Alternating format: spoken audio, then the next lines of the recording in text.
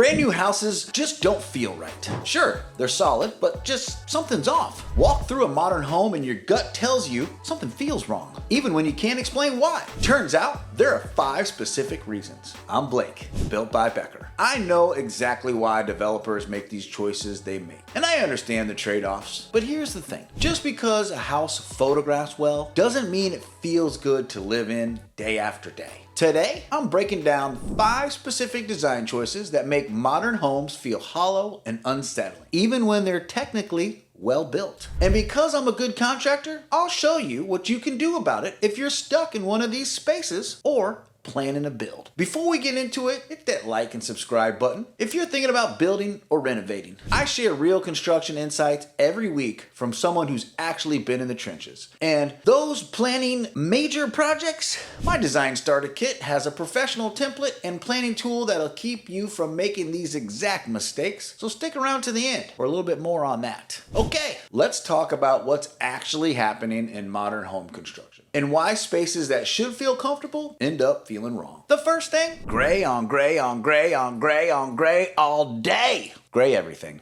Walk through any subdivision built in the last 15 years and you'll see it everywhere. Gray floors, gray walls, gray cabinets, gray countertops, gray paint, gray trim, gray accents.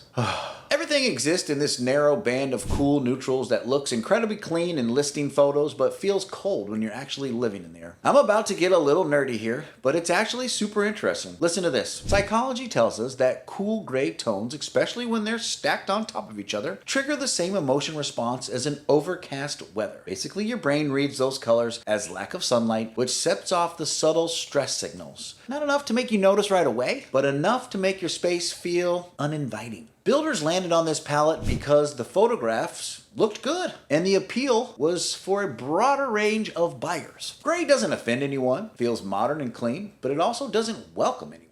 You're living in a house that essentially designed to appeal to the masses or to strangers scrolling on real estate listings, not to make you feel at home. The fix, if you're stuck with it, warm it up aggressively. Bring in wood tones through the furniture, textiles and warmer neutrals. Think caramel, terracotta, warm whites. Get some brass and bronze fixtures to replace any chrome or brushed nickel. Layer in warm lighting, not those harsh LED strips, actual warm tone bulbs. You're essentially fighting against architecture to create warmth it should have had from the beginning. Number 2, materials used wrong. A lot of new builds use engineered wood, vinyl, and thin drywall to cut cost. But here's where I need to be clear about something. The materials themselves, they're not the problem. I recommend LVP flooring all the time. Engineered wood is a great product. Modern drywall technology is solid. The issue is how builders apply these materials when they're trying to hit the lowest possible price point. Take LVP. Quality LVP with proper underlayment feels substantial underfoot. It has weight and density, but bottom tier LVP over the thinnest possible underlayment on a basic subfloor or concrete feels hollow. Every step sounds slightly wrong. Your brain registers that as a disconnect between what it sees and something that looks like wood and what it feels, which is lightweight under your foot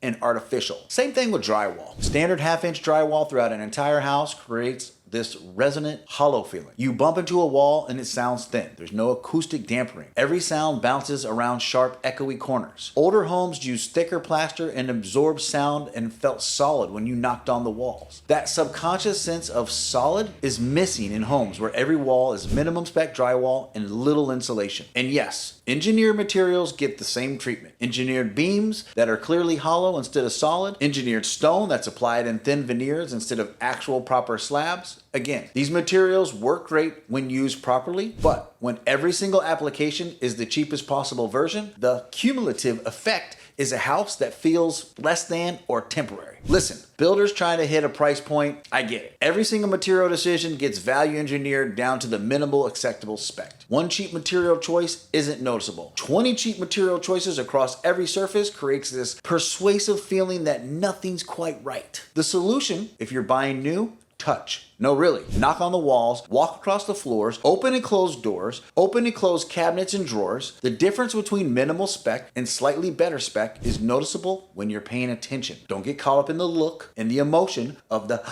brand new. And if you're already living in one of these houses, strategically upgrade a few areas will make a huge difference. Replace hollow core doors with solid doors. Add area rugs over that thin flooring. Use acoustical panels or heavy curtains to dampen the sound. You're adding back the substance that got value engineered out. Number 3, missing hallways. This one's fascinating from a psychology standpoint. Some people think, why dedicate 100 square feet to a corridor when you can just add that to a bedroom or a great room? Makes sense from a spreadsheet perspective, makes 0 sense for how humans actually process space. Hallways serve as transition zones. They give your brain a moment to shift between activities. Walking from your bedroom through a hallway to a kitchen creates a mental separation between sleep space and activity space. Remove that transition, and your brain doesn't really get to reset the signal. Modern open floor plans often eliminate these transition zones entirely. You walk directly from your bedroom into the living area, no buffer, no psychological separation between private and public space. No movement for your brain to switch modes. With this one, there's no easy fix. Once the house is built, you can create visual separation with furniture placement and room dividers, but you can't retrofit actual hallways without major construction. This is something to consider seriously if you're building from scratch or choosing between floor plans. Number 4, tech without soul. Smart home technology is incredible. I install it in projects all the time, but here's what's happening. Homes designed around technology and efficiency are losing the elements that made houses feel like homes in the first place. Recessed lighting everywhere instead of warm fixtures. Sleek minimal kitchens with hidden appliances but nowhere to casually eat breakfast. Living rooms designed around TV mounting systems instead of conversation areas. Everything optimized for function and nothing designed for the ritual of getting together and just gathering. But traditional homes had these anchor points. Fireplace that drew people together, a breakfast nook where the family could actually sit down, a front porch where you'd wave at the neighbors. These weren't just decorative, they were created opportunities for connection and ritual that made a house feel like home. Modern homes replace these efficient features. The kitchen's got amazing storage and workflow, but there's no cozy corner where someone can just sit with a coffee while you're cooking. The living room's perfect for a movie, but there's no arrangement that encourages actual conversation or reading a book. Everything's optimized for solo activities or passive entertainment. Nothing's designed for active gathering. The lighting makes this worse. Recessed LED strips and pot lights are functional, but they create this flat, shadowless environment that feels more like a commercial space than a home. You lose all the warmth and depth that comes from varied light sources. Table lamps, floor lamps, wall sconces that create pools of light and shadows. If you're in one of those tech-forward spaces, you got to consciously add back those gathering points. Create conversation area with furniture arranged to actually face each other, not just face the TV or your phone. Add lamps, lots of them, and use them instead of overhead lighting. Designate spaces for specific rituals. Whether it's coffee in a particular place in the morning, family dinner at an actual table instead of the island. These are the simple elements that make a house feel inhabited rather than just occupied. 5. Everything visible at once. Traditional home layouts took you on a journey. You'd enter a foyer, move into a formal living space, progress into a dining room, and eventually reach the private bedroom areas. Each space was distinct, and the house revealed itself gradually as you moved through it. Modern homes eliminate that progression entirely. Walk in the front door and boom, you can see the kitchen, the living area, the dining area, straight through to the backyard. Often, you can see the bedroom hallways or even the bedrooms themselves. The entire house is on display from the front door. This creates a weird psychology effect.